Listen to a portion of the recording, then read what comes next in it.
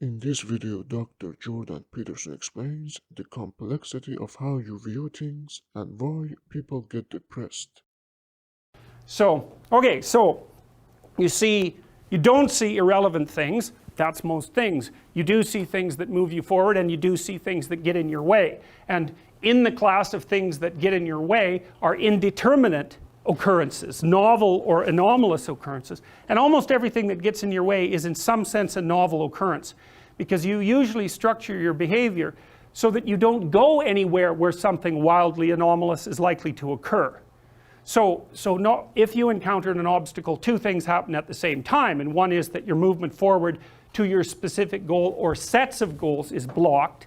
But the second thing that happens is you're faced with a mystery, and the mystery is this thing wasn't supposed to exist, but it does exist. So what implication does that have for everything I think?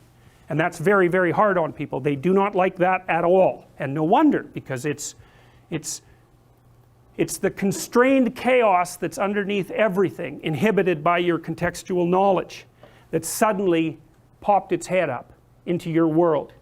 It's like the shark in the movie Jaws, which is of course a mythological story. It's exactly that, and it's exactly what that movie signified. A safe vacation paradise, all of a sudden threatened by some subterranean thing that can pull you down and that destroys the peace and the harmony of that particular community. It's a dragon story. It's a hero myth. It's the story that people have been telling forever. And what you can think of that thing that reemerges, that shark that rises up from the depths, or that whale, or that dragon, or that predator, or the foreign invader for that matter, or the barbarian. They all fit into the same category. That's what had been deemed irrelevant suddenly manifesting itself. And when you think about how much is deemed irrelevant, the fact that it suddenly manifests itself, that's exactly the purpose for the reason for the trauma. It's like, well, I've eradicated from my conceptualizations 99.99% of everything. It's zeroed out. And all of a sudden I've made a mistake. Bang, I don't know where I am. Well, what's relevant when you don't know where you are? And the answer to that is, since you don't know, everything is relevant. And you can imagine the sort of terror that people who experience paranoid schizophrenia are living in perennially, because what happens to them is precisely that. They undergo neurophysiological transformations that makes everything that they once depended on disappear, and everything comes back as relevant. And that puts them in the early stages of schizophrenia. That's extraordinarily stressful neurophysiologically. So they're overwhelmed with cortisol, and their brains deteriorate as a consequence of that. It's just too much. So, and unsurprisingly, right, because you can hardly deal with anything, let alone with everything. Now, and often what you see, and it's rarely conceptualized this way in the training of clinical therapists, but often what you see when you are dealing with people who are in crisis isn't people who have a mental illness. In fact, in my experience, that's actually quite rare. What's far more common is that the person that you're talking to has become overwhelmed by catastrophe. So their life has fallen apart in some way that makes what they're doing actually impossible. So maybe someone very close to them in their family that they were depending on has developed a very serious illness, and that's thrown their entire financial state into utter chaos.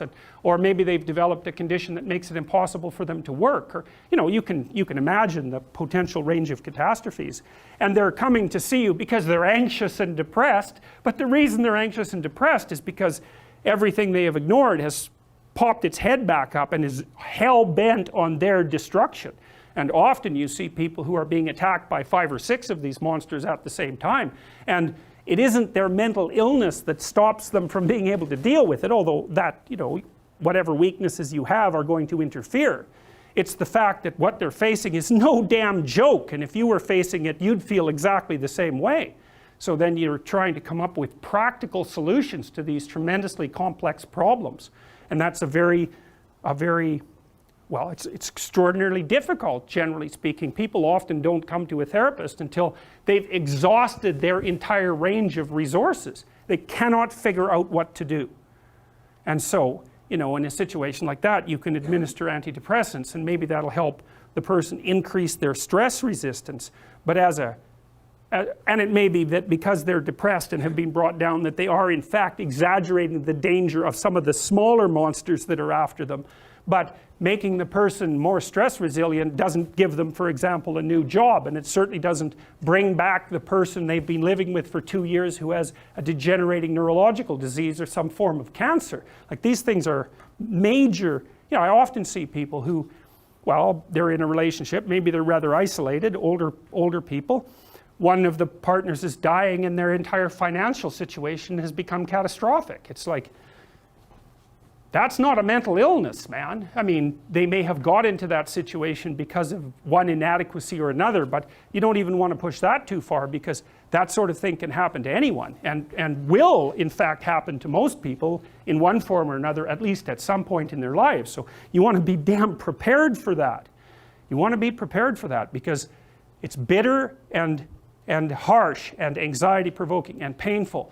But if you're not ready, then it's also hell. And often you can stop things from becoming hell, even though you can't stop them from being bitter and painful and anxiety provoking and all of that. You can at least delimit the catastrophe enough so that it doesn't permanently bring you and the people around you down. And that's not so bad, right? That's a hell, or at least it's a lot better than the alternative.